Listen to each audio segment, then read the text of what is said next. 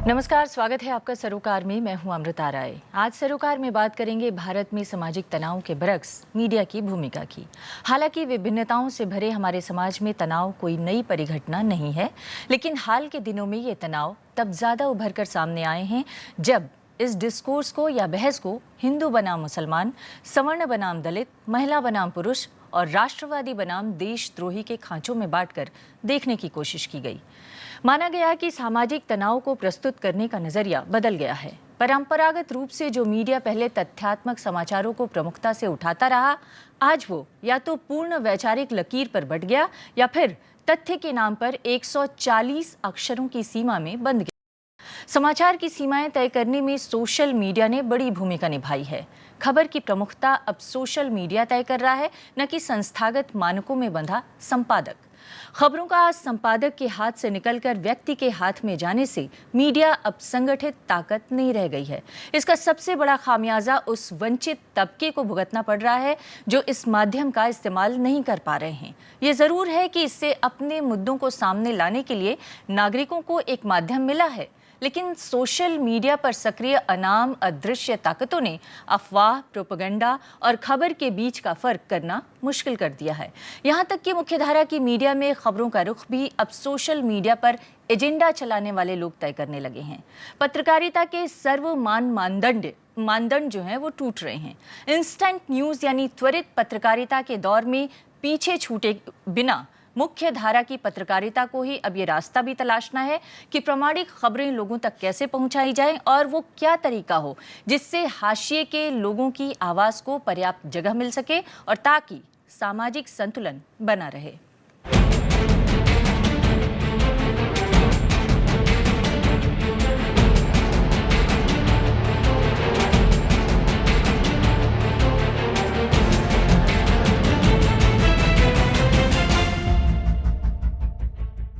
और इस पर बातचीत करने के लिए हमारे साथ कुछ खास मीडिया विशेषज्ञ हैं और समाजशास्त्री हैं। उनसे आपका परिचय कराते हैं। हमारे साथ हैं सुरेंद्र सिंह जोतका। आप समाजशास्त्री हैं, जेएनयू में प्रोफेसर हैं और आपने रूरल और एग्रेरियन चेंज और कास्ट स्टडीज़ पर काफ़ी काम किया है। इसके अलावा हमारे साथ मनोज कुमार झा हैं। आप राजनीतिक विश्लेषक हैं, डीयू में समाज कार्य विभाग में प्रोफेसर हैं।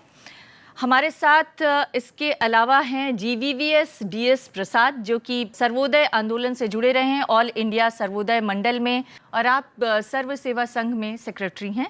इसके अलावा हमारे साथ दो और पत्रकार हैं। आप हमारे साथ हैं राहुल देव जी, आप वरिष्ठ पत्रकार हैं, टीवी और अखबार से जुड़े रहे हैं और संपादक की भूमिका में भी रह चुके हैं। हमारे साथ उर्मिलेश जी हैं, आप भी संपादक की भूमिका में रह चुके हैं, टीवी अखबार से जुड़े रहे हैं और लगातार लिखने पढ़ने के काम से अभी भी आपका सरोकार है। तो अपनी चर्चा की शुरुआत मैं करूं उससे पहले मैं यहाँ पर मौजूद छात्र छात्राओं का भी स्वागत करना चाहूँगी और आपका भी जयंत साहब स्वागत करना चाहूँगी हमारी चर्चा में शामिल होने के लिए। मैं अगर जोतकर साहब आपसे अपनी चर्चा की शुरुआत करूँ, मीडिया के बारे में ये माना जाता है कि मीडिया जो है वो सूचना का मुक्त प्रसार और विचारों के भयमुक्त आदान प्रदान का एक प्लेटफॉर्म है, लेकिन क्या वो प्लेटफॉर्म हम प्रस्तुत कर पा रहे हैं? मीडिया को आप किस नज़र से इस समय देख रहे हैं? मैं मीडिया एक्सपर्ट नहीं हूँ, लेकिन मीडिया का जो एक पिछले 20-25 साल में खास तौर पे जिसको ग्लोबलाइजेशन भी बोलते हैं और नई जो टेक्नोलॉजीज़ आई हैं, सैटेलाइट टेक्नोलॉजीज़, वो सब चीज़ों के कारण और जिस तरह से दुनिया एक जुड़ गई है एक दूसरे के साथ। पहले ठीक है, लोग रहते थे, एक इलाके में रहते थे, दूसरे इलाके तक खबर पहुंचती थी, रेडियो के थ्रू पहुंचती थी, लेकिन सब चीज़ें नहीं पहुंचती थी। आज ये हो गया है कि मीडिया के कारण हम सब जुड़ गए हैं। एक जो ध्रुवीकरण जिसको बोलते हैं ग्लोबलाइजेशन के कारण, उसमें से जो मीडिया का जो है एकदम से सेंटर स्टेज में आ गया है। खास तौर पे जो कंजम्पशन का कल्चर, हमारा जो corporate culture, new liberal development जिसको बोलते हैं, उसने भी मीडिया को बहुत ज़्यादा प्रमोट किया है, क्योंकि मीडिया के थ्रू ही लोग जो हैं उनके टेस्ट तैयार कर रहे हैं। एक नए तरह का एक कल्चर डेवलप हो रहा है जो बिल्कुल जो लोकल स्पेसिफिसिटीज़ थी उसको ख़त्म करके एक नए तरह का सारे ग्लोबल लेवल पे उस तरह के एक नई नई भावनाएं, नए नए टेस्ट, नए नए रिएक्ट करने का तरीका, नए नए कम्युनिकेट करने का तरीका, वो सब एक फ्लैटनिंग हो रहा है, वो सब बराबर हो रहा है, एक जैसे हो रहे हैं। उसके कारण फिर मीडिया के थ्रू ही सब कुछ होता है, जिसको मीडियाटाइजेशन कहते हैं। हमारे सोशल रिलेशंस का भी मीडियाटाइजेशन हो गया है। माँ भी अपने बच्चे को हैप्पी बर्थडे वो फेसबुक पे जाके बोलती है, वो घर में ही चाहे बैठा हो। हर चीज़ का जो है, जब तक मीडिया की मीडिएशन नहीं होगी वो जैसे हुआ ही नहीं है। तो इसलिए मीडिया का एक अजीब किस्म से सेंट्रल रोल आ गया है। लेकिन हालांकि बाकी सब भी चलता है, खाने के लिए आपको किसान भी चाहिए, आपको मजदूर भी चाहिए, आपको ट्रांसपोर्ट के लिए बस भी चाहिए, गाड़ी भी चाहिए, बाकी सारी दुनिया भी चल रही है, संबंध भी लोगों के हैं। लेकिन जिस तरह से मीडिया जैसे हावी हो गया हमारी जिंदगी पे, इसके कारण मीडिया का जो है उसके बारे में विचार करना बड़ा जरूरी है। और मीडिया को एकदम से खुली छूट दी गई। मैंने ये नहीं कहता कि उस पर सेंसरशिप होनी चाहिए, लेकिन एक सामाजिक तौर पे किस तरह से, कैसे, जैसे मोबाइल फोन का यूज है जी। अब कितना हो, कौन हो, किस उम्र में बच्चा यूज करना शुरू करे, इसके बारे में कोई हमारे सामाजिक मूल्य नहीं है और ना ही उनको बनाया गया है। और कब उसको यूज करना है, कब बजे कब ना बजे, ये बहुत महत्वपूर्ण तो बातें जीवन के हर क्षेत्र में मीडिया की घुसपैठ इस कदर बढ़ चुकी है और आप हर तरह की मीडिया की बात कर रहे हैं। लेकिन मैं आपसे भी जानना चाहती हूँ कि समाज में जो बढ़ता हुआ तनाव है, उसके बरक्स आप मीडिया की भूमिका को किस तरह से देख रहे हैं? देखिए, पहली चीज तो ये है कि जो डिपेंडिंग ऑफ डेमोक्रेसी कहते हैं, बहुलवाद जो आपके शुरू में आया था, वो बहुलवाद अभी तक मीडिया को छू नहीं गया। There is no depending of democracy. उसकी वजह से क्या हो रहा है कि कई दफा आप देखेंगे कि तनाव भी एक सामाजिक उत्पाद हो गया है, और जब तनाव को मीडिया एक उत्पाद के रूप में देखता है तो उस पर प्रीमियम लगाता है। इसलिए आप देखेंगे कि शाम 7:30 बजे से लेकर 11 बजे तक क्रोध और आक्रामकता एक नया आभूषण हो गया है। जो एंकर जितना क्रोधी है वो उतना बड़ा राष्ट्रभक्त है, उसको उतना दंश है, पीड़ा है इस मुल्क के लिए। ये मैं समझता हूं कि अपने आप में खतरनाक चीज है।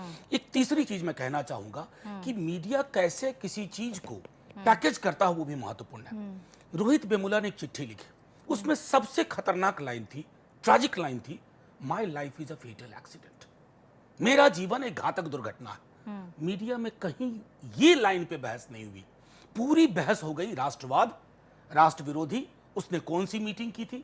मेरा मानना है कि एक बहुलवादी समाज में हमें यह तय करना होगा कि कितना हम दायरा इसका बढ़ाते हैं, और अगर ये दायरा नहीं बढ़ाएंगे तो एक संकीर्ण दायरे में विश्लेषण होगा, विचार होगा।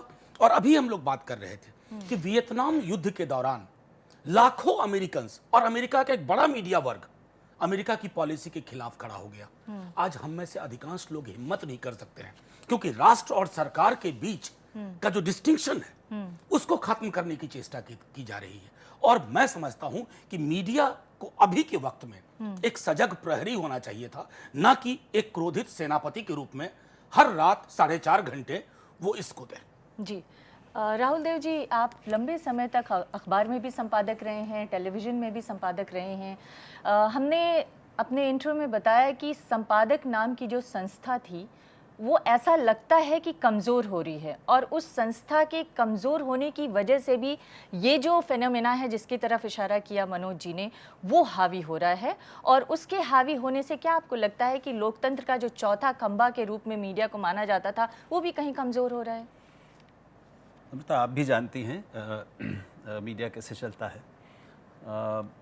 ये लगता है नहीं है कि संपादक की भूमिका कमज़ोर हो रही है, हो गई है, ये तथ्य है और सबको पता है, इसके आंकड़े हैं। तो बहुत से अखबार ऐसे हैं जहाँ पर अब संपादक मतलब औपचारिक रूप से ये पद ही नहीं है।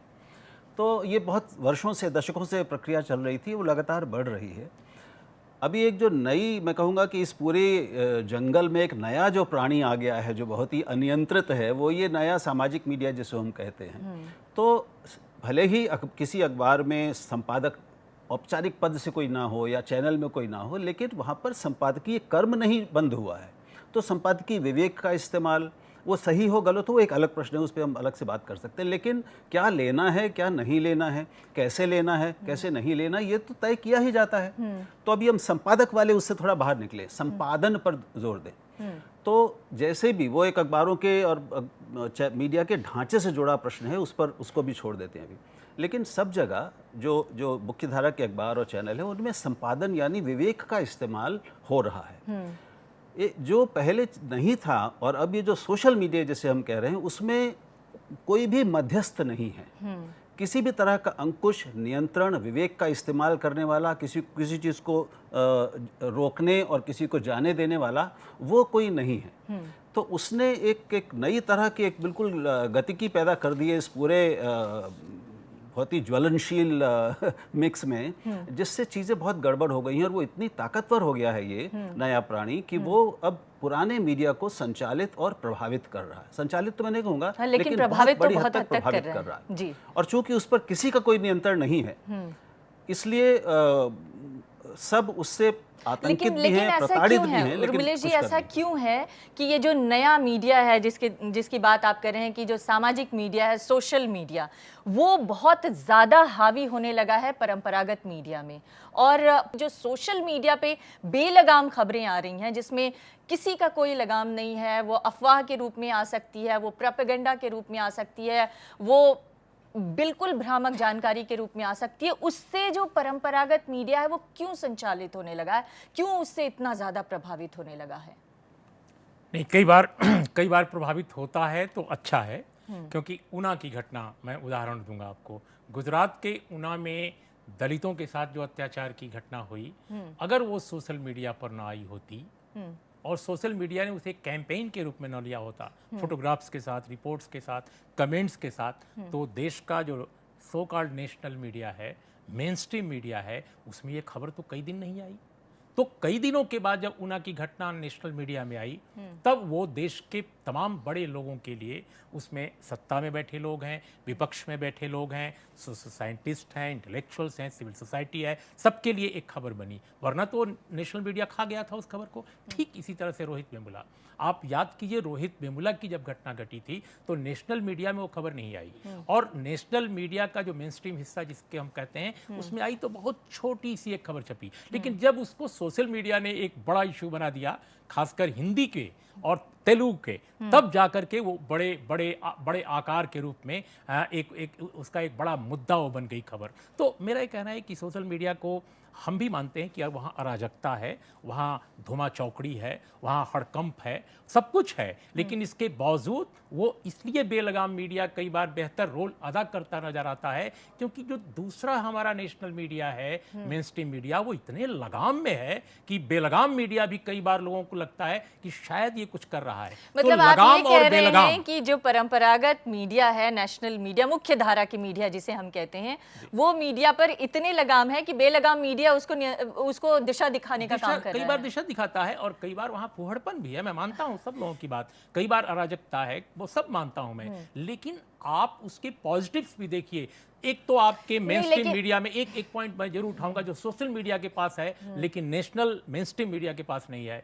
एक तो भारत में अंग्रेजों के ज़माने की बात छोड़िए, अंग्रेजों के जाने के बाद भी जो हमारा मुख्य धारा का मीडिया है आज तक, वो विविधता उसमें नहीं है समाज की। जबकि सोशल मीडिया में कोई भी आ सकता है, एक दलित भी आ सकता है, एक आदिवासी भी आ सकता है, एक फार्मर भी आ सकता है, एक पुअर पीजेंट भी आ सकता है, कोई भी अगर वो थोड़ा बहुत पढ़ा लिखा है और नेट उसके पास है तो वो मैदान में उतर सकता है। लेकिन जो मेन स्ट्रीम मीडिया है उसके दरवाजे ऐसे बहुत सारे लोगों के लिए बंद हैं। तो भारत का नेशनल मीडिया नहीं, लेकिन उसके खतरे, ये सही है कि उसका एक बेहतर पक्ष सामने आया है, लेकिन इसके खतरे भी उतने ही सामने आ रहे हैं। जैसे वो खबरों को प्रोपेगेंडा के तौर पर भी इस्तेमाल, जिसके पास ज्यादा संख्या है उस तरह के सोशल मीडिया पर एक्टिविस्ट की, वो अपनी खबर को प्रोपेगेंडा के रूप में भी प्रस्तुत कर सकता है। पार्टीज के लोग और बड़े कारपोरेट हाउसेस के लोग भी सोशल मीडिया की इस ताकत को पहचान गए हैं, और वहां वो एक तरह से चोर दरवाजे से वो आकर के दाखिल हो रहे हैं। तो ये एक बड़ा खतरा है कि कारपोरेट और बड़ी जो फोर्सेज हैं, पॉलिटिकल फोर्सेज, वो भी सोशल मीडिया का दुरुपयोग कर रही हैं। ये चिंता की बात जरूर है। लेकिन मैं समझता हूं कि भारत जैसे देश में जहां डेमोक्रेसी अभी मैच्योर नहीं है, हमारा जनतंत्र काफी हद तक कागजों पर है, जमीन पर उसको उतरना बाकी है, वहां ये चीजें एक प्रक्रिया में हैं और वो प्रक्रिया चलनी चाहिए। और इस बीच में जो विमर्श सामने आया है, जिसकी चर्चा आपने अपने इंट्रो में की, कि अब तो कुछ भी आप असहमत होते हैं तो लगता है कि आप देशद्रोही न हो जाएं, तो ये एक बड़ा खतरा है। जी, एक पक्ष ये बात सही है, और ये हमें मालूम है कि हर तकनीक का, टेक्नोलॉजी का सदुपयोग दुरुपयोग दोनों होता है, तो वो तकनीक अपने आप में मूल्य निरपेक्ष होती है। लेकिन पहली बात तो मैं थोड़ी सी असहमति उर्मिलेश से इस पर जताऊंगा कि जो सारा का सारा मुख्य मीडिया है उस पर वो सारा लगाम में है। आज भी हमारे यहाँ बहुत बड़े अखबार, पत्रिकाएं और चैनल हैं जो सरकार के पिछलग्गू नहीं हैं, जो सरकार की बात नहीं करते, और ये आप भी शायद मानेंगे। तो ऐसा नहीं कि अपवादों की बात नहीं कर रहा हूं, सर। लेकिन माफ वो कीजिएगा, पर्याप्त अपवाद हैं, हैं। वो बड़े मैं तो ताकतवर मानता हैं, हूं। वो लेकिन बड़े जो ताकतवर हैं। बड़ा हिस्सा मैं कह रहा हूं, एक मैंने हमेशा बड़ा हिस्सा आपकी इजाजत हो तो मैं बात कर लूं। प्लीज। तो ये जो अपनी विविधता है उसको हम मीडिया की मुख्यधारा की उसको इतना सीमित ना करें, पहली बात। और वो बड़े मजबूत हैं, बहुत शक्तिशाली माध्यम अभी भी मौजूद हैं हमारे, जो लगातार आलोचक की भूमिका में रहते हैं। तो ये मानना कि अगर सोशल मीडिया इन दोनों घटनाओं को नहीं उठाता तो वो कभी उठते ही नहीं, मुख्यधारा की मीडिया में आते ही नहीं, मैं इससे बिल्कुल सहमत नहीं हूँ। वो थोड़ी देर से आते, लेकिन वो निश्चय ही आते, क्योंकि ऐसे अखबार और चैनल हैं जो इस तरह की घटनाओं को इनसे पहले भी लगातार उठाते रहे और वे चर्चा चलाते रहे। एक हाल में कैराना की घटना भी देखने को मिली। उसका जो आप उदाहरण दे रहे हो उसका ठीक उल्टा मैं उदाहरण दे रही हूँ। कैराना की घटना भी देखने को मिली जिसमें सोशल मीडिया पे खबर कुछ और आई और जब मेन स्ट्रीम मीडिया वहां पर गई तो खबर कुछ और निकली। ये भी हमने देखा। बिल्कुल, ये भी देखा हमने। 2002 में यहाँ पे दिल्ली के पास झज्जर में 5 दलितों को जान से मार दिया गया था। बिल्कुल ऐसा ही केस हुआ था जैसा गुजरात में हुआ है। 2002 की बात है, 4 या 5 दलितों को मार दिया गया था। वो एक मरी हुई गाय का मांस उतार रहे थे। आई थी न्यूज अखबार में, दिल्ली में भी आई थी, दिल्ली से लोग गए भी थे, राजनीतिक लोग गए थे। लेकिन जिस तरह से इस बार ये एक नेशनल इशू बन गया और सब पॉलिटिकल पार्टीज के लिए एकदम से कामने लगी भी ये हो क्या गया, और दलित अपनी जबान अपने खुद मुंह से बोलने लगा, तो उसके लिए मेरे को लगता है बिल्कुल जो बात कह रहे हैं, एक उसका एक अपना वो है, एक डेमोक्रेटाइजेशन भी किया है सोशल मीडिया ने। मेरे को लगता है बाकी वाली बात जो पहले हुई है कि किस तरह से मीडिया पे जो ऑर्गेनाइज मीडिया है, बड़ा मीडिया है, उसको किस तरह से उसका एक तो राजनीतिकरण हो रहा है, दूसरा उसका कंट्रोल हो रहा है। और कंट्रोल का एक प्रोसेस पूरा ग्लोबल लेवल पे हो रहा है, सिर्फ यहाँ पे नहीं है। कौन सी खबर आएगी कौन सी नहीं आएगी ये कोई सिंपल बात नहीं है, बिल्कुल सिस्टमेटिकली डिसाइड होता है। कुछ लोग अपोजिशन में भी हैं, लेकिन ये सोशल मीडिया का जो डेमोक्रेटाइजेशन वाला रोल है, उसका जो असर है, ये 2-3 चीजें अगर हम कंपेयर करें तो उससे बड़ा क्लियर। तो आप लोग ये मान रहे हैं कि डेमोक्रेसी के लिए ये एक अच्छी पहल है कि सोशल मीडिया है और उसमें तमाम लोगों को अपनी बात कहने का और जताने का मौका मिल रहा है। अब मैं आपसे जानना चाहती हूँ, इस सोशल मीडिया पर जो वंचित तबके हैं, जो हाशिए पर छूट गए तबके हैं, उनको संवाद करने का पूरा मौका मिल रहा है और उनकी आवाज जो भी हुक्मरान हैं या जो भी जनता है जिनको ये जानना है वहां तक पहुंच पा रही है?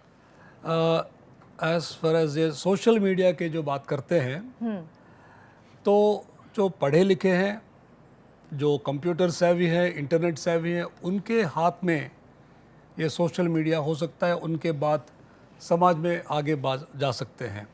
लेकिन जो असली पीड़ित लोग रहेंगे, गांव में रहेंगे, यानी बहुत पिछड़ा हुआ, very low level people, economic and social के लोग जो हैं, उनके हाथ में ना सोशल मीडिया है ना मेन स्ट्रीम मीडिया है। आज की अखबारों की खबर को माने तो अभी भी 100 करोड़ की आबादी इस सोशल मीडिया से दूर है। 25 करोड़ लोग हालांकि सिर्फ फेसबुक तो पर मौजूद पहले हैं। हम ये समझें, और सोशल मीडिया का जो काम है वो जो ज़्यादा एक्सप्रेसिव है, जो लोग समाज में अपनी बात रखना चाहते हैं, रख सकते हैं, उनके हाथ में है ये। लेकिन the real people who really require, उनके हाथ में ये सोशल मीडिया उतना नहीं है। एक छोटा उदाहरण दूं, आज की हड़ताल, और आप देख लीजिए कि अलग अलग टेलीविजन चैनलों में उस हड़ताल को कैसे कवर किया जा रहा है। मैं मानता हूं कि लिविंग और डिसेंट वेज का डिमांड एक कोर प्रिंसिपल होना चाहिए जिस पर सबको इकट्ठा होना चाहिए। पूरे दिन में सुबह से देख रहा हूं अटैची लेके एक व्यक्ति की तस्वीर दिखाई जाए, ऐसी एपैथी जनरेट की जा रही है कि हड़ताल करके इन्होंने गुनाह कर दिया, इनको हड़ताल पे नहीं जाना चाहिए था। ये आपको दर्शाता है कि एजेंडा कैसे सेट हो रहा है। इसलिए जब आप बात करते हैं ना तनाव भी उत्पाद हो जाता है, और हम अक्सर डिजिटल डिवाइड को कभी नहीं सोचते हैं। आपने 25 करोड़ कहा फेसबुक पे, मैं समझता हूं उनमें से कितने डायरेक्टली हैं और कितने कोऑप्टेड हैं। मेरे अपने विश्वविद्यालय में, मैं समझता हूं दिल्ली विश्वविद्यालय में मेरे 60% स्टूडेंट्स डिजिटल डिवाइड में नीचे के हिस्से में। इस हकीकत को जब तक हम नहीं देखेंगे तो हमें अक्सर ये लगेगा कि ये मीडिया चीजों को तय कर रहा है, लेकिन इस मीडिया में भी कुछ लोग चीजों को तय कर रहे हैं। नहीं, लेकिन वो किससे प्रभावित होकर तय कर रहे हैं? क्या वो एजेंडा चलाने वाले लोगों से प्रभावित हो रहे हैं या कोई और बाहरी ताकत है जो उनको प्रभावित करे? क्योंकि जो मुख्य धारा की परंपरागत मीडिया थी, जिसे लोकतंत्र का चौथा खंभा माना गया और जिसे ये माना गया कि जो देश के नागरिक हैं उन्हें संवाद करने का ये एक प्लेटफॉर्म देगा, वो क्या मीडिया उस दायित्व से अब परे हट रहा है, उस दायित्व से अब पीछे जा रहा है? देखिए, बहुत साल पहले मार्शल मैक्लुहान ने लिखा था मीडियम इज द मैसेज। ये जो है मीडियम इज द मैसेज, उसमें फिर संवाद कौन करेगा? मीडियम खुद को अपना संवाद समझ रहा है और उस संवाद पे किसी का नियंत्रण नहीं है। और ये मैं बता रहा हूँ 30 वर्ष पहले ये किताब लिखी गई है, लेकिन हमारे यहाँ ये चीज़ें, ये छवियाँ अब छन के आ रही हैं। अब मैं बार बार कह रहा हूँ कि हम ऐसी खतरनाक दिशा की ओर बढ़ रहे हैं जहाँ पे सामाजिक तनाव और उसका जो प्रस्तुतिकरण है मीडिया में, वो हमें लील जाएगा। हमने पता नहीं क्यों मीडिया के दरवाजे बंद रखे हुए हैं। कोई राजनीतिक दल भी नहीं बोल रहा डेमोक्रेटाइज करो। 90 के दशक में पब्लिक सर्विसेज डेमोक्रेटाइज हुई, जुडिशियरी को डेमोक्रेटाइज होना चाहिए। लेकिन जब मीडिया का प्राइवेटाइजेशन हुआ तो ये माना गया कि इसका डेमोक्रेटाइजेशन भी होगा और वो निष्पक्ष पत्रकारिता लेकर सामने आएगी। लेकिन हमने तो पार्लियामेंट में देखा, पार्लियामेंट की स्टैंडिंग कमेटी इंफॉर्मेशन टेक्नोलॉजी से, मिनिस्ट्री से संबंधित बाकायदा रिकमेंडेशन दे चुकी है मीडिया में कैसे बेहतर रिफॉर्म्स किया जाए। मई 2013 की रिपोर्ट है, आज तक स्टैंडिंग कमेटी की उस रिपोर्ट पर। और मैं समझता हूं कि आज़ादी के बाद जो बेहतरीन कुछ काम हुए हैं पहले और दूसरे प्रेस आयोग के बाद, उसके बाद मुझे लगा कि दोनों डॉक्यूमेंट्स को पढ़ने के बाद मैं मान सकता हूं कि स्टैंडिंग कमेटी इस बार 2013 की जो आई थी, one of the finest document on media democratisation. आज तक कुछ भी नहीं हुआ। सरकार यूपीए की भी थी, उसी वक्त वो दस्तावेज पेश हुआ, और आज एनडीए की सरकार है, किसी ने कोई चर्चा ही नहीं की। मीडिया में बहुत सारी चर्चाएं होती हैं, लेकिन मीडिया के बारे में, मीडिया में कैसे चेंजेस लाए जाएं, इसके बारे में कोई नहीं है। और दूसरी बात, एक बहुत छोटी सी बात मैं जोड़ना चाहूँगा। जी, हम उस रिपोर्ट पे बात करें उससे पहले मैं ये जानना चाहती हूँ, आपने कहा कि अगर मीडिया का रुख ऐसा ही बना रहा तो आने वाले दिनों में तनाव और भी खतरे को पार कर सकता है। आपको क्या लगता है? एक सबसे जो जुड़ी बात है लेकिन थोड़ी अलग है कि जिस तरह से राजनीति का मीडियाकरण हुआ है, एक तो मीडिया का कंट्रोल है, जब तक कोई इशू मीडिया में नहीं आता वो इशू ही नहीं बनता।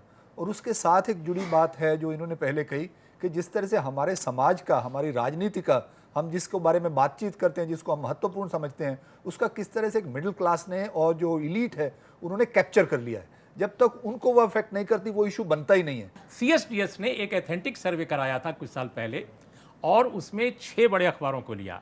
पाया ये कि 2.4 से लेकर 2.8 के बीच में टोटल रूरल इंडिया का उसमें कवरेज होता है देश के 6 श्रेष्ठ अखबारों में। और हिंदी के अखबारों का आंकड़ा 2.2 से लेकर 2.4% का था, जबकि हिंदू जैसा अखबार जो अंग्रेजी में छपता है उसमें रूरल जो कवरेज था वो सर्वाधिक था 3.2 या 3.4 के आसपास। तो ये तो हाल अपने देश का है। आज अगर इंडियन एक्सप्रेस जैसा अखबार ना हो, इंडियन एक्सप्रेस जैसा अखबार ना हो, तो हम नॉर्थ ईस्ट के बारे में बहुत सारी खबरें जान नहीं पाएंगे, स्टेट्स के खबरें नहीं जान पाएंगे। तो मैंने पहले ही कहा कि भाई देयर आर सर्टेन ब्यूटीफुल लेकिन ऐसा क्यों हो रहा है? ऐसा क्यों हो रहा है वैसा? और एक और उसका दूसरा पहलू ये है कि जैसे आप सर्वोदय संस्था चलाते हैं, ऐसे कई और संस्थाएं और एनजीओ से जिनसे हमारी बातचीत होती है, वो बताते हैं कि वो अपने अपने लेवल पर अपने अपने फेसबुक पेजेस, अपने अपने व्हाट्सएप ग्रुप्स और अपने अपने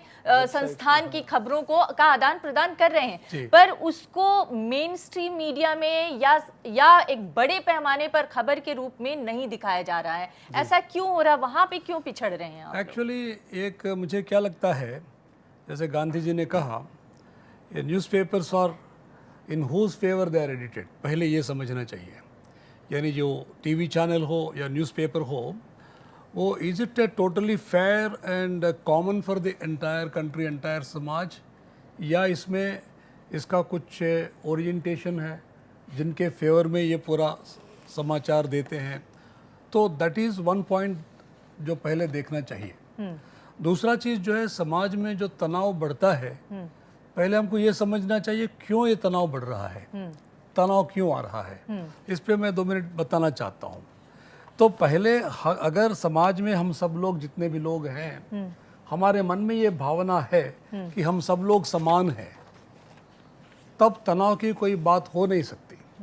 लेकिन जब कोई बोलता है कि मैं बड़ा हूँ, दूसरे कम हैं, या शोषण होता है, अपमान होता है, अन्याय होता है, वो इंस्टीट्यूशनलाइज हो जाते हैं, तो तब समाज में तनाव की बड़ा होती है।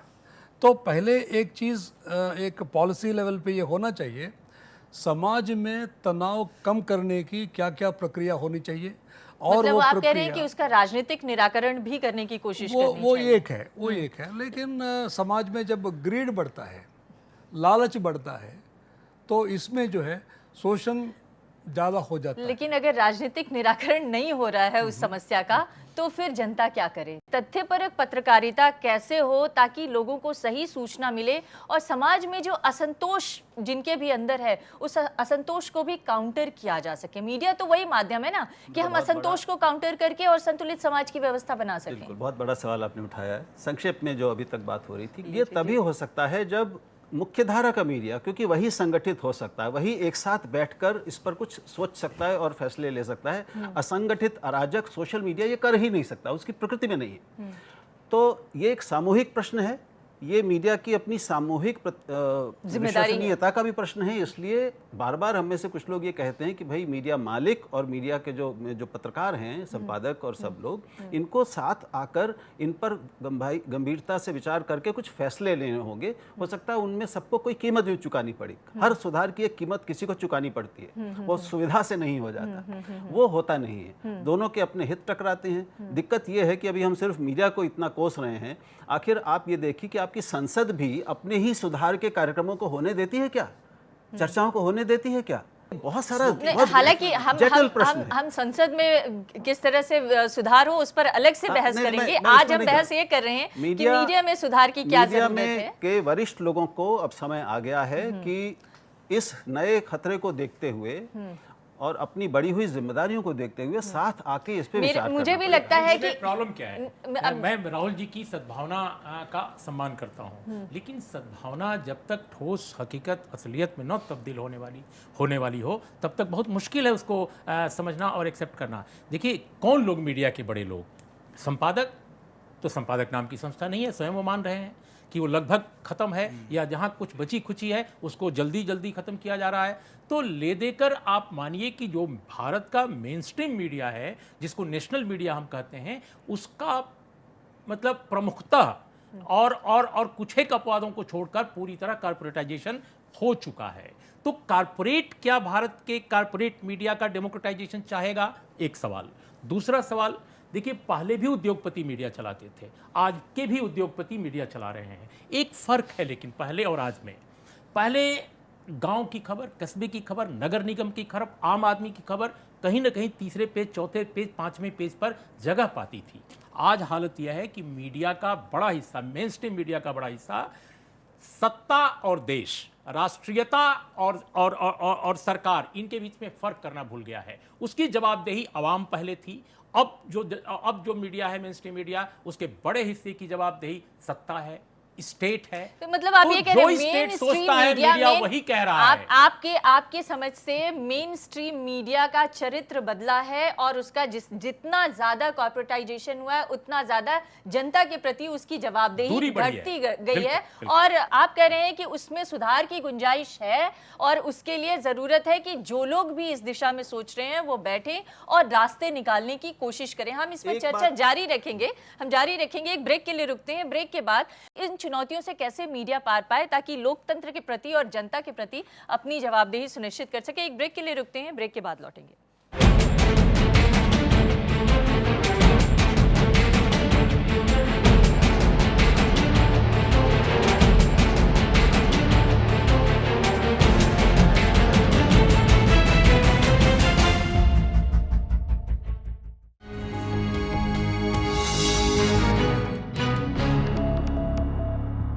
आज हम बात कर रहे हैं मीडिया की भूमिका पर और सामाजिक तनाव पर। दरअसल समाज में तरह तरह के तनाव हैं जिसके बारे में हमने जिक्र किया, चाहे वो आर्थिक लेवल पे हो, सामाजिक लेवल पे हो, कश्मीर का मुद्दा हो या रोहित वेमुला का मुद्दा हो या ऊना की समस्या हो, ऐसे तरह के तमाम तनाव हैं। लेकिन इस समस्या को उठाने का अंदाज किस तरह का हो जिससे कि हर किसी को लगे कि हमारी बात इस मीडिया में कही जा रही है और वो एक सेफ्टी वॉल्व की तरह भी मीडिया काम कर सके। क्या हम उस दिशा में, हमारा जो मुख्य धारा का मीडिया है वो फेल हो रहा है? और अगर फेल हो रहा है तो हमें क्या करने की ज़रूरत है? क्या हमें सोशल मीडिया को काउंटर करने के लिए कोई टूल, टेक्निकल टूल बनाए जाने की ज़रूरत है या संपादकों का कोई समूह बनाए जाने की ज़रूरत है जो इस तरह की खबरों की तथ्यता को परखते हुए फिर खबरों की सत्यता प्रमाणित करे? ऐसी कोई पहल करने की ज़रूरत है? ये तो संपादकों का कोई समूह दुनिया में ऐसा कभी ना रहा है, ना हो सकता है, क्योंकि उमरेश जी कह रहे थे, मैं भी वही इशारा कर रहा था कि अंततः मीडिया में, मुख्य धारा के मीडिया में ताकत जो है, अंतिम ताकत है, वो मालिक की ताकत है। ठीक है, संपादक जहाँ हैं भी वो भी कितने ताकतवर हैं और स्वायत्त हैं, ये एक अलग प्रश्न है, वो नहीं है, बहुत दुर्लभ है ऐसे। तो हमें उम्मीदें वो करनी चाहिए जो हो सकती हों। हम मीडिया को लेकर और समाज को लेकर भी अपने एक या तो नॉस्टैल्जिया में जीते हैं कि एक स्वर्ण काल था पत्रकारिता का या राजनीति का जिसमें सब बहुत अच्छा था, ऐसा न कभी था, ना है, ना होगा। और ना ही हम किसी यूटोपिया में जा सकते हैं कि एकदम सब बिल्कुल मीडिया में भी और रामराज्य हो जाए और समाज में भी रामराज्य हो जाए। हमें बुनियादी इधर धरती की बात, ज़मीन की बात करनी चाहिए। ये सामूहिक तरीक़ों से हो सकता है।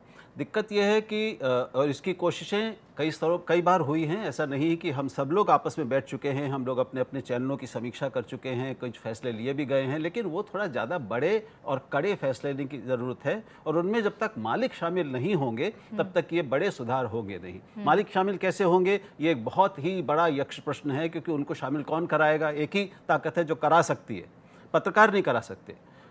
राज्य की ताकत करा सकती, सरकार चाहे तो करा सकती, लेकिन राज्य और मालिक ये एक दूसरे के, इनके हित आपस में इतने गुथे हुए हैं कि दोनों एक दूसरे का इस्तेमाल करते हैं। तो एक बड़ी व्यावहारिक समस्या ये है।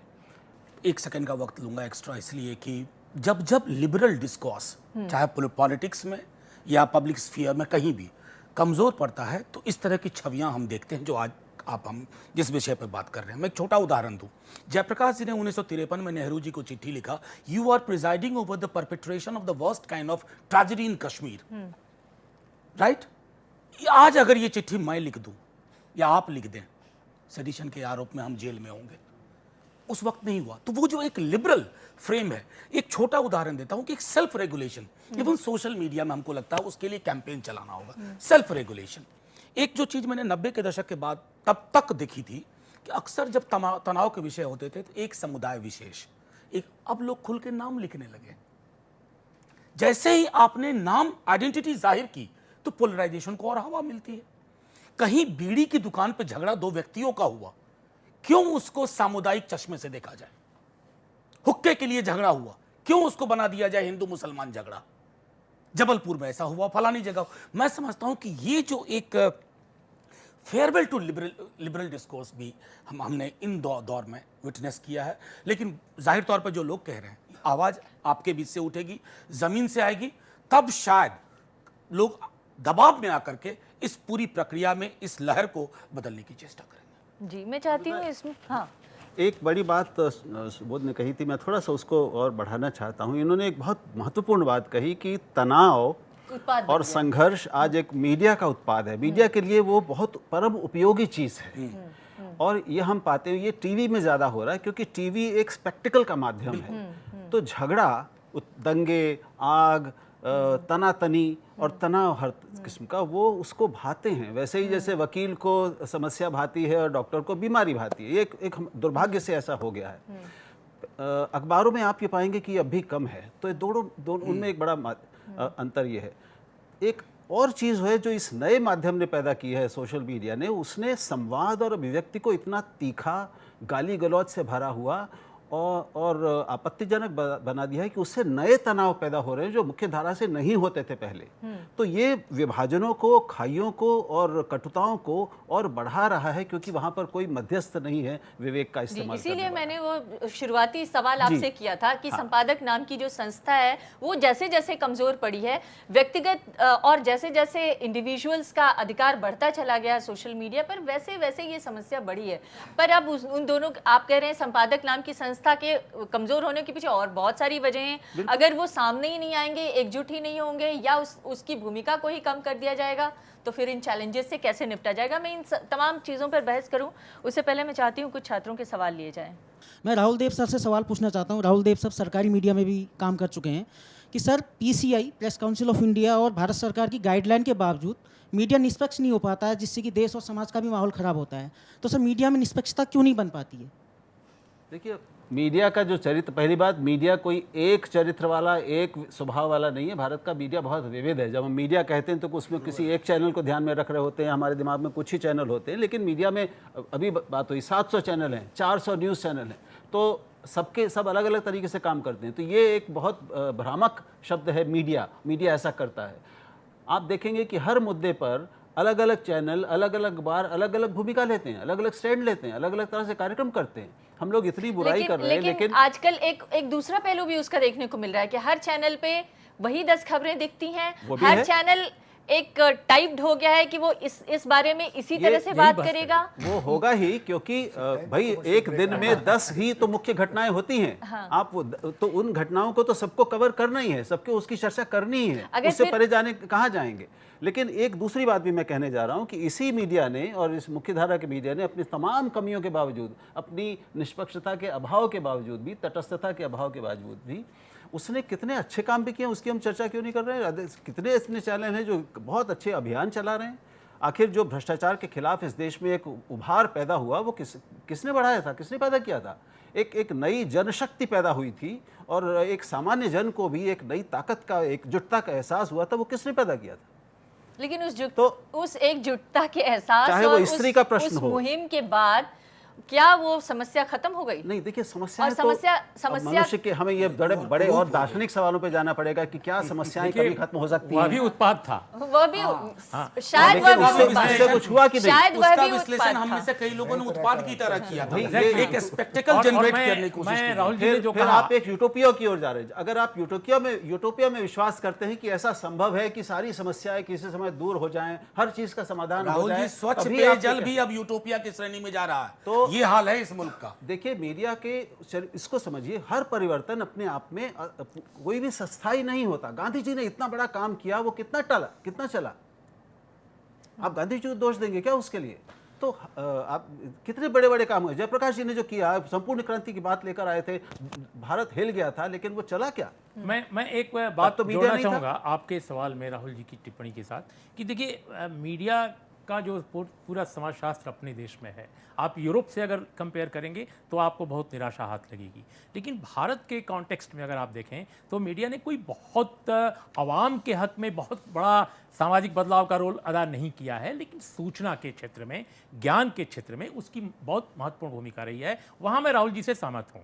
लेकिन अगर आप देखो, आज़ादी के बाद से ही 70s के बीच में जो बड़े काम कुछ भारत में हो रहे थे, उसमें एक काम था कुछ राज्यों में लैंड रिफॉर्म्स की कोशिशें। आप सोशियोलॉजी के स्टूडेंट अगर हैं तो जानते हैं लैंड रिफॉर्म्स एक कैपिटलिस्ट एजेंडा है। सबसे पहले बिहार में कोशिश हुई, वहां का मीडिया कहां खड़ा था? लैंड रिफॉर्म्स के खिलाफ खड़ा था पूरी तरह। आप देख लीजिए बिहार के सारे अखबार उन दिनों के। 1953 में जो शेख मोहम्मद अब्दुल्ला का प्रधानमंत्री जम्मू कश्मीर के जो उस समय थे वजीर आजम, उनका डिसमिसल हुआ। 48 से लेकर 1953 के बीच में कश्मीर का मीडिया, देश का मीडिया कहां खड़ा था? सिर्फ शेख अब्दुल्ला को देशद्रोही इसलिए कह रहा था, इसलिए नहीं कि वो पाकिस्तान में मिलने की बात करते थे, उन दिनों बिल्कुल नहीं करते थे, सिर्फ इसलिए कि उन्होंने बगैर मुआवजे के लैंड रिफॉर्म्स लागू किया, जिसने कश्मीर में एक नई व्यवस्था लागू कर दी। गरीबी कम हुई। आज वहां आतंकवाद है, अलगाववाद है, लेकिन गरीबी उस तरह नहीं है जैसे देश के दूसरे हिस्सों में, बिहार यूपी में आप पाएंगे, और ये बिकॉज ऑफ शेख अब्दुल्ला। लेकिन शेख अब्दुल्ला भारत के मीडिया के लिए एक खलनायक था, आज भी है। ये कितनी विडंबना है। भारत के मीडिया ने आरक्षण के मुद्दे पर क्या किया? आप आरक्षण के पहलू को देख लीजिए। जिस वक्त भारत का मीडिया आरक्षण के खिलाफ आग उगल रहा था, उस समय मीडिया की बात छोड़िए, संपादकों में भी मैंने कई लोगों से उस वक्त बात करी थी, बहुत कम संपादक थे जिन्होंने मंडल कमीशन की रिपोर्ट को पढ़ा था। अगला सवाल ले लेते हैं। मेरा सवाल है कि आजकल हम जितना भी मीडिया में देखते हैं, चाहे वो प्रिंट मीडिया हो या इलेक्ट्रॉनिक मीडिया हो या सोशल मीडिया को भी अगर हम देखें, आप एक खबर को छापिए, आप अगर गरीबी की बात करेंगे या प्रधानमंत्री की बात करेंगे या कोई भी एक मुद्दा उठाएंगे, आप जितने भी अनबाइस्ड होकर कोई भी मुद्दा उठाएंगे, आपको किसी ना किसी श्रेणी में डाल दिया जाएगा। अगर आपने सरकार के खिलाफ बोल दिया, आप अगेंस्ट मोदी हो जाएंगे, अगेंस्ट बीजेपी हो जाएंगे। अगर आपने गरीबों के हित में बोल दिया तो आप इस तरीके से एक कैटेगरी मिल जाएगी। चाहे आप अखबारों को देख लीजिए, कितने अखबार हैं जो गरीबों के हित में खबरें देते हैं, तो हम उनको बोल देते हैं कि वो लेफ्टिस्ट हैं या वो राइटिस्ट हैं। तो ये बाइसिंग, तो इस कैटेगराइजेशन से आप प्रभावित होते हैं? हाँ, तो ये कैटेगराइजेशन कैसे दूर हो? मतलब अगर आप अनबाइस्ड रिपोर्टिंग कर भी रहे हैं, क्योंकि सोशल मीडिया पे काफ़ी हद तक अनबाइस्ड भी होती है, तो हम उसे अनबाइस्ड की नज़र से देखते ही नहीं है। तो उस चीज़ को कैसे सोल्यूशन दिया जाए कि अनबाइस्ड प्रॉपरली रहे, क्योंकि ये बहुत आइडियल सिचुएशन है।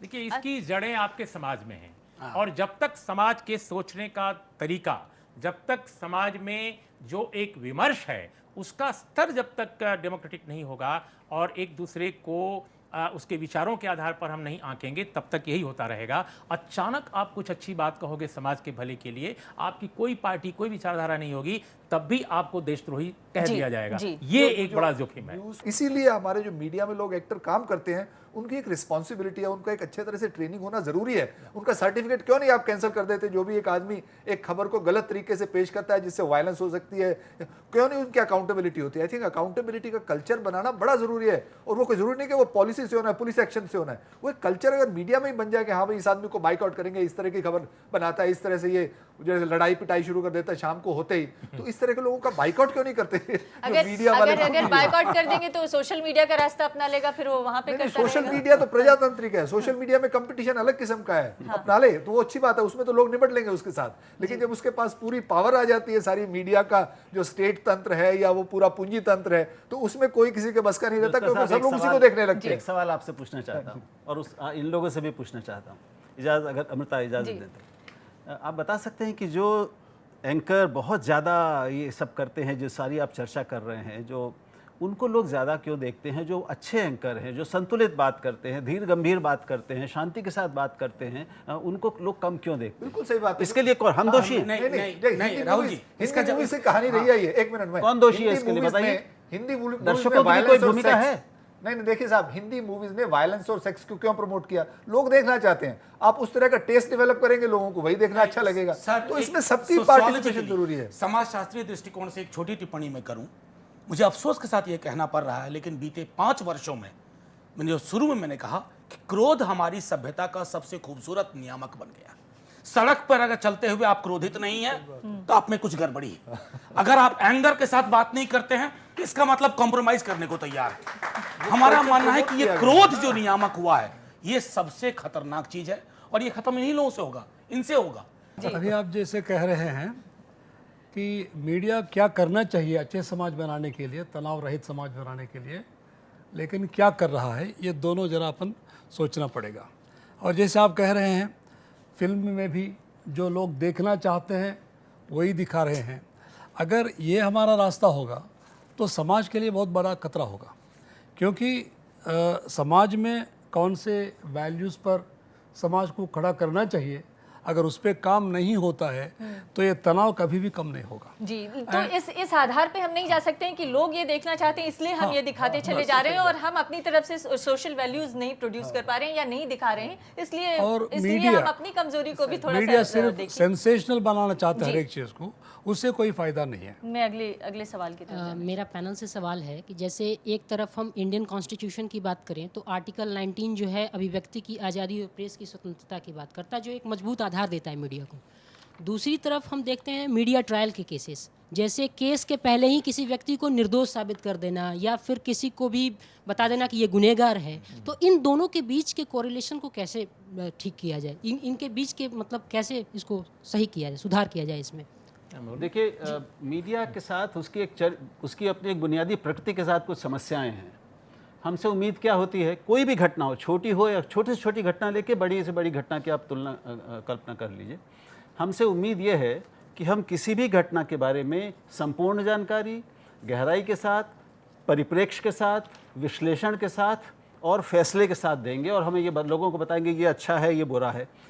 सुप्रीम कोर्ट को जब 50-50 साल लगते हैं कुछ मामलों में फैसला करने में, आम अदालतों को सालों लग जाते हैं आम छोटी छोटी चीज़ों पर फैसला लेने में, हमसे उम्मीद होती कि हम तुरंत करेंगे, तो ये संभव नहीं किसी के लिए भी। कई बार अनजाने में भी होता, कोई भी चीज़ जब उठा के प्रकाश में लाई जाती है, जिसे हम प्रकाशन कहते हैं, पब्लिश हम जब उसको सामने लाते हैं तो वो अपने आप एक बड़ी हो जाती है। हम पर एक आरोप लगा था कि हम लोगों ने भिंडरावाले को बहुत बड़ा बना दिया, हमने नेगेटिविटी फैलाई, क्योंकि हम जब अपराधी को दिखाते हैं, हम दाऊद को भी दिखाते हैं, तो वो भी दाऊद का एक तरह से प्रोजेक्शन हो रहा है। तो ये हमारी प्रकृति में शामिल है। हम क्या करें, तो हम जो कुछ भी दिखाएंगे वो आम चीज से जो नहीं दिखाई जा रही है उससे बड़ी होकर उसकी एक तस्वीर बनती है। नहीं, लेकिन उसका हम इससे बच नहीं सकते। लेकिन अगर हम दोनों पक्ष दिखाएं, हमारे अगर हम प्रस्तुतिकरण उस की खबर शैली के कैसे, दोनों पक्ष दिखा दें, उसका आपराधिक चरित्र भी दिखाएं और उसका जो भी उसके ऊपर आरोप है वो भी दिखाएं, तो शायद ये एक बेहतर तरीका हो सकता है। इस हर चीज की एक सीमा है, कुछ व्यावहारिक बातें। मुझे मतलब बहुत ज्यादा हम सैद्धांतिक जब हो जाते हैं और आदर्शवादी बातें करने लगते हैं तो मुझे थोड़ी दिक्कत होती है कि हम व्यवहार से, धरती से थोड़ी ऊंचे चले जाते हैं। हम सब मीडिया में रहे हैं, खबर जब कोई आती है उसमें कितने अवकाश होता है कि आप पहले हर चीज के साथ खबर आते ही उसके सारे पक्ष सामने रख दें? नहीं, लेकिन राहुल जी नहीं एक हो बात पाता। तो आप मानेंगे लेकिन जब कि खबर पहले आती है तो खबर की सत्यता तो जांचने के बाद ही खबर जा सकती है, देखिए, या बिना जांचे भी आप खबर दे सकते बिना हैं। जांचे अगर कौन अगर दे- अगर ऐसे खबर जाने नहीं, लगे हाल के दिनों में हाल के कई दिनों- वही बात है, वही बात है। बिना देखिए राहुल जी, वेरीफाई जहां जहां ये है वो गलत है नहीं भाई। राहुल जी, लेकिन मैं उसके ये लिए कह रहा निदान हूं, क्या है? देखिए ऐसा है कि पहले जो प्रिंट था, प्रिंट में जो बड़े अखबार होते थे, कोई विवादास्पद अगर सूचना दे रहे हैं, कोई अगर कवरेज कर रहे हैं, तो बाकायदे संपादक का, न्यूज़ एडिटर का इंस्ट्रक्शन होता था। हम सब लोग काम किए हैं उस दौर में भी और आज भी कर रहे हैं कि भाई आप दूसरा पक्ष भी लेकर ही एक खबर दीजिए। आज भी देश के कई बड़े अखबारों में जब तक आप दूसरे पक्ष से बात नहीं करते हैं, खबर नहीं छपती है। आपके पास 12 घंटे होते थे ये करने के लिए। सर एक सेकंड। लेकिन हाल के दिनों में खासकर प्राइवेट चैनल जब से उनका बाजार बढ़ा है, जब से वे मीडिया के पर्यायवाची बन गए हैं, तब से हो ये रहा है कि किसी को भी आप कुछ भी बता दीजिए, भले कल आप कहिए कि ये खबर गलत थी और वो भी एक लाइन छोटा सा चला दीजिए, बात बन जाती है। उमा खुराना का कांड इसी दिल्ली का है। आप लोग नाम लेकर मैं इसलिए कह रहा हूं कि वो केस जीत गई और वो विड्रॉ करना पड़ा, चैनल को बाकायदे बंद करना पड़ा कुछ दिनों के लिए। आप जानते हैं पहली केस वो थी जिसमें कि एक चैनल ने गैर जवाबदेही की तमाम सीमाएं लांघ दी थी। मुझे लगता है कि आप मीडिया के स्टूडेंट हैं, एक बेसिक सिद्धांत है कि जब तक कोई चीज प्रामाणिक न हो आप उसको रिप्रोड्यूस नहीं करेंगे। आखिरी सवाल मैं लेकिन यही किसी को जानना नहीं चाहती मालूम है, हूँ उर्मिला किसी जी, को नहीं मालूम है आखिरी कि वो सवाल वीडियो में यही सच है जानना या चाहती गलत है। हूँ कि जो खबरें आती हैं उसकी प्रामाणिकता कैसे तय हो, चाहे वो सोशल मीडिया पर हो आप या स्पॉट पर नहीं है। मेनस्ट्रीम मीडिया में आप है। ये बताइए, आप आप उसकी कश्मीर- प्रामाणिकता कैसे तय जी, करेंगे कि अमृता। ये सच है, ये गलत है, इसको दिखाना है, इसको नहीं दिखाना है? अमृता, मैं वही कह रहा हूं। और बहुत पहले आपने एक बड़ी दिलचस्प बात कही थी, बहुत महत्वपूर्ण बात। अंतर्राष्ट्रीय खबरों के लिए हमारे जो चैनल हैं, चाहे सीरिया की खबर हो, इराक की खबर हो, ईरान की खबर हो, वियतनाम की खबर हो, सबके लिए अमेरिका, फ्रांस या इंग्लैंड की न्यूज एजेंसी पर हम निर्भर हैं। पूरा भारत का मीडिया, जो अरबों का मीडिया है, वो निर्भर है पूरी तरह अमेरिका, फ्रांस और ब्रिटेन की न्यूज एजेंसी पर। पहली वर्जन और उनके वर्जन, उनका वर्जन हमारा वर्जन है। पहली बात, कोई हम कहीं से भी पुष्टि नहीं करते, कोई कंफर्मेशन नहीं करते। अब आइए नेशनल, आप नेशनल पे जाइए, आप दक्षिण की बात छोड़िए, छत्तीसगढ़ में हमको आप बता दीजिए कितने चैनलों के ब्यूरो बचे हैं इस समय। आप ईस्टर्न यूपी में कितने बचे हैं, बिहार में कितने बचे हैं, झारखंड में कितने बचे हैं जी। सारे के सारे न्यूज ब्यूरो लगभग डिस्मेंटल हुए हैं। जी, बहुत जी। सारे चैनलों के। जी। कश्मीर के पैलेट गन्स का मामला आया। जी। पैलेट गन्स क्या हैं? वो हरियाणा एक में और बहस हो जाएगी अगर हम इस उपद्रव जब पैलेट चल गन रहा से बात था, करने लगे। हरियाणा के मैं चाहती उपद्रव हूँ में पैलेट एक दो गन्स सवाल मिले, और कश्मीर में बच्चों चल के रहा ले है। लिए कुछ और जाएं। था। बच्चों के सवाल एक दो और ले लिए जाएं, इसके बाद मुझे खत्म करने का वक्त हो गया है। जी, मनोज सर से एक सवाल है कि वर्तमान समय में यदि देखते हैं कि कई सारे ऐसे मीडिया चैनल्स हैं जो कि किसी न किसी खास प्रकार के राजनीतिक विचारधाराओं से वो पीड़ित होता है, तो क्या इसका जो प्रभाव है, चूँकि आप एक सोशल साइंटिस्ट हैं, तो इसका प्रभाव समाज के ऊपर किस तरह इसका निगेटिव इम्पैक्ट के रूप में जा जी, सकता है? हमारे साथ गांधीयन जयंत मटकर साहब भी हैं। लंबे समय से आप सर्वोदय आंदोलन से जुड़े हैं। मैं चाहती हूँ आपके मन में भी अगर कोई सवाल है तो आप पूछ सकते हैं। सवाल ऐसा नहीं है, लेकिन ग्लोबलाइजेशन और इसके बाद 21वीं शताब्दी के बाद तान तनाव ज़्यादा बढ़ रहे हैं। इसका कारण मीडिया ने याव मोह वृत्ति बढ़ाई है, ऐसा मुझे लगता है। याव इनप वृत्ति के तरफ बढ़ाने के लिए मीडिया का काम होना चाहिए। इसके लिए समाज में जो तान तनाव बढ़ रही है उसका एक कारण मीडिया भी है, ऐसा मुझे लगता है। जी, उनके आपके सवाल का जवाब बिल्कुल सही कर रहे हैं, बल्कि मैं इसको पॉलिटिकल पार्टी से एफिलिएशन भी नहीं कहूँगा। मैं कहूँगा कि पोलराइजिंग विचारधाराओं से लैस मीडिया, अगर पॉलिटिकल पार्टी से, जैसे साउथ में अपना चैनल चलाते हैं एडीएमके, डीएमके, यहाँ पार्टियों को चैनल चलाने की ज़रूरत नहीं है।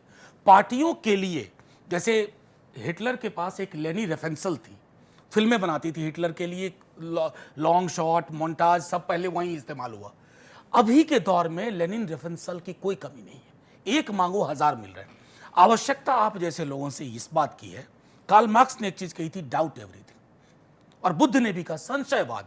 हमारे साथ दिक्कत क्या है ना, कि हम लव एट फर्स्ट साइट से लेकर के बिलीफ एट फर्स्ट साइट हम बिना डाउट के करते हैं। एक बार क्रिटिक करो कि ये सच खबर सच है या नहीं, क्या इसमें कुछ और भी है? क्या ये जो राष्ट्र सुनना चाहता है, क्या सचमुच राष्ट्र ये सुनना चाहता है? राष्ट्र चाहता है स्मशान की तौर देखें और आप स्मशान में शादी का गीत सुना रहे हैं। तो ये डिस्टिंक्शन आपको, आपके जनरेशन को करना होगा, क्योंकि हम एक बहुत अच्छा दौर आप लोगों को नहीं दे रहे। अब सवाल ये है कि जनता को उनकी आवाज़ में संवाद करने का मौका मिलना चाहिए, मीडिया की यही भूमिका है। क्या इस भूमिका को फिर से रिविजिट करने की ज़रूरत है या फिर से कुछ नई सोच में लाने की ज़रूरत है? छोटे छोटे अगर आप लोग जवाब दें तो इसके साथ मैं ख़त्म निश्चित रूप से घाइयाँ गहरी ज़्यादा हुई हैं, ज़्यादा बड़ी हो रही हैं, नए नए तरह के तनाव और विभाजन पैदा हो रहे हैं समाज में। उनको देखते हुए हम सबको अपनी पूरी भूमिका पर पुनर्विचार की ज़रूरत है और उसको बदलने की ज़रूरत है। मैं बार बार कह रहा हूँ, ये सामूहिक रूप से ही हो सकता है, संस्थागत रूप से ही हो सकता है। अकेले मैं कर लूँ उससे नहीं होगा। तो मीडिया के सभी प्रमुख और जो शक्तिशाली लोग हैं उनको साथ आकर कुछ कीमत चुकाने के लिए तैयार होकर ये करना पड़ेगा। ये बहुत बड़ा काम है, ये भी यूटोपियन सा आइडिया लगता है, लेकिन इसके बगैर बात बनेगी नहीं, अकेले ये होगा नहीं। तो आप कह रहे हैं इसकी जरूरत सामूहिक प्रयास करके और इसको कुछ ठीक किया जा सकता है। अंतिम बात, ये हम सारी मीडिया जिसकी हम बात कर रहे हैं उसमें ये एक का ही काम नहीं है, इसमें दो है, एक दर्शक और एक दिखाने वाला, एक पढ़ने वाला और एक पढ़ाने वाला। तो एक समाज की भी भूमिका है। तो हमें एक ज़्यादा सक्रिय और संगठित समाज, पाठक और दर्शक वर्ग भी चाहिए, और जब वो संगठित हो जाएगा तो वो हम सब पर एक अंकुश और दबाव पैदा कर सकता है। जी, मुझे क्या लगता है, समाज में तनाव कम करने के लिए रेस्पेक्ट होना बहुत आवश्यक है। दूसरों को मैं रेस्पेक्ट करूं, अगर ये नहीं होता है तब तक तनाव बढ़ते रहता है। दूसरी बात जो है, जो मेरी भावना है शायद आपके भावना अलग हो सकता है, तो टॉलरेशन की जो बात होती है अगर वो नहीं करेंगे, दूसरों का जो सोच होता है, उनका जो फीलिंग्स होते हैं, उनका हम कदर नहीं करेंगे, रेस्पेक्ट नहीं करेंगे, एक्सेप्ट नहीं करेंगे, वो भिन्न हो सकता है, फिर भी हम वो एक्सेप्ट नहीं करेंगे तो तनाव बढ़ता ही है। तीसरा जो है, ये जो समाज में जो डिविजन्स हैं, हम सब एक हैं, by birth we are all equal. क्योंकि ये जो लेबल्स हैं, अगर गांधी का नाम मैं लो यहाँ पर, Gandhi never organise people by name of any label. जात के या रिलीजन के नाम पे उन्होंने ऑर्गेनाइज नहीं किया है। He organise people only in the name of nationality. तो हमको जो है एक नेशन का फीलिंग होना चाहिए। ये जो डिविजन्स हम लाए हैं ये ख़त्म करना चाहिए। जी, आज जो अगर आप देखें तो दोनों पहलू हैं। एक साइड में तो टेक्नोलॉजी की जो बात हुई है, टेक्नोलॉजी बड़े अपॉर्चुनिटीज़ भी पैदा करती है। जो परिवर्तन हो रहा है तो उसमें बहुत सारे पॉजिटिव पॉसिबिलिटीज़ भी निकल के आती हैं। तो आज वो बहुत सारी पॉजिटिव पॉसिबिलिटीज़ बन चुकी हैं। जैसे एक हम सोशल मीडिया की बात कर रहे थे, साथ में कम्युनिटी रेडियो की बात कर सकते हैं। हो सकता है आज से 5 साल के बाद, 20 साल भी नहीं लगे, शायद 4 साल के बाद एक ऐसी आ जाए आपकी चिप, जिसको आप यहाँ बैठ के अपना एक टेलीविज़न चैनल बना लीजिए। वो सिर्फ आपके जो 25 लोग 30 लोग मोहल्ले में रहते हैं वही देखेंगे, वहाँ से आप कहीं से भी डाउनलोड करके आप जो मर्जी दिखा दीजिए। इसमें बहुत बड़े बड़े रेवोल्यूशन आने वाले हैं, आने वाले सिर्फ 4, 5, 6, 7, 10 साल में। आप कह रहे हैं कि भविष्य में कोई नया टेक्नोलॉजी विकसित होगा, तो क्या हमें उस पर सोचने की ज़रूरत नहीं है कि हम मीडिया के या जनता के पक्ष में मीडिया को जिम्मेदार बनाने के लिए कोई ऐसा टूल विकसित करने की बात करें जिससे कि वो जिम्मेदार बने मीडिया? दूसरा पहलू जो मैं कहने वाला था, बिल्कुल यही बात है। वो आपका टेक्नोलॉजी से नहीं आएगा, वो सोशल प्रोसेस से आएगा। जो सामाजिक आंदोलन ऑलरेडी शुरू हो चुके हैं। सामाजिक आंदोलन का मतलब नहीं सड़क पे 5000 लोग जाके नारे लगाएं। अभी ऑलरेडी नए नए तरह के वेबसाइट से न्यूज़ आने लगे हैं, जो 3 लोग इकट्ठा बैठ के कहीं ना कहीं से पूल करके, और काफ़ी सारे लोग उसको पढ़ रहे हैं। हमारे इंडिया में भी शुरू हुआ है, लेकिन इतना पॉपुलर नहीं हुआ। लेकिन बहुत सारे कंट्रीज में ओवरनाइट जो पुराने न्यूज़पेपर्स थे वो रिडंडेंट हो गए हैं। आज से 5 साल के बाद हो सकता है हम टेलीविजन देखना बंद ही कर दें, क्योंकि हमारे को इतना तबाह कर रहा है वो। हम यूट्यूब पे अपना डालेंगे, जो हमें अच्छा लगता है, न्यूज़ जिसका अच्छा लगता है उसी को लोग देखेंगे, और ये होने वाला है। और वो जो सामाजिक, जो सिविल सोसाइटी के इनिशिएटिव्स हैं, आई थिंक उनमें ये जो दोनों बातें इन्होंने कहा बहुत जरूरी हैं। ये नहीं है कि हम अपने आप टेक्नोलॉजी पे छोड़ दें, हो जाएगा अपने आप, अच्छा हो जाएगा। उसके लिए बैठ के बात करना हमारी रिस्पॉन्सिबिलिटी है। समाज के जो लीडर्स हैं उनकी रिस्पॉन्सिबिलिटी है। पब्लिक ओपिनियन पैदा करने की जरूरत है। राजनीतिक ढांचे में वो इश्यूज को फंडामेंटल बनाने की जरूरत है।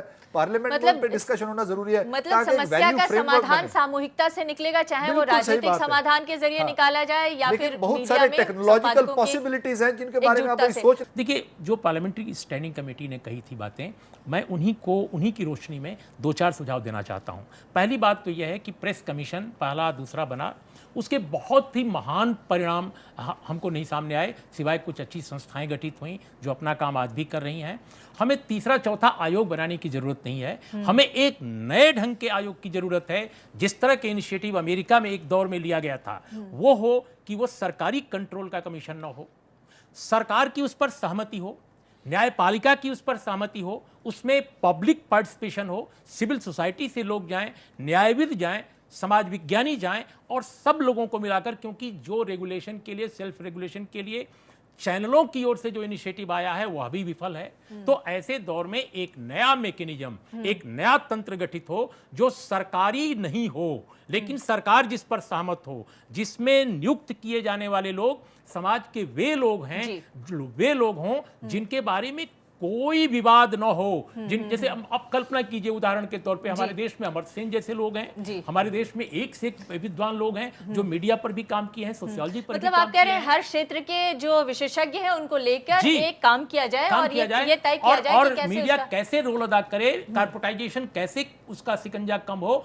विविधता कैसे आए मीडिया में, न्यूज रूम में। और तीसरी बात कि जो क्रॉस मीडिया ओनरशिप है जो इस देश के मीडिया को बर्बाद कर रहा है, ये क्रॉस मीडिया ओनरशिप पर दुनिया के बेहतरीन डेमोक्रेसीज ने एक मैकेनिज्म खोजा है। Why not in India? India में तो पता चला कुछ दिनों के बाद सिर्फ 2 पूंजीपति सारा मीडिया कंट्रोल करेंगे। आखिरी सवाल मैं आपसे करना चाहती हूँ, सामाजिक तनाव और मीडिया की भूमिका पर हमने सवाल किया था, मैं फिर से वहीं पे जाना चाहती हूँ। सामाजिक सौहार्द बनाए रखने के लिए मीडिया को अपना कौन सा रूप अख्तियार करना पड़ेगा, क्या रास्ते अपनाने पड़ेंगे? क्योंकि अभी जो स्थिति है उसमें शायद वो पूरी तरह से सफल नहीं हो पा रहा है सामाजिक सौहार्द बनाने में।